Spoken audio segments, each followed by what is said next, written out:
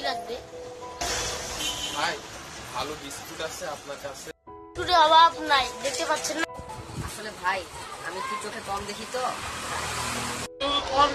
চোখে চশমা লাগান না কেন? চোখে চশমা না লাগাইলে চোখ খুলে ফেলান।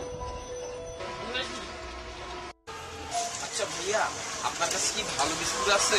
এত কথা না বলে আসল কথাই জান। আচ্ছা এই নে, এটা হচ্ছে সবচেয়ে ভালো বিস্কুট। ও আচ্ছা তাই, সবচেয়ে ভালো বিস্কুট। আচ্ছা দাদা এর দাম কত? ভাই ভালো, আর দাম 80 টাকা।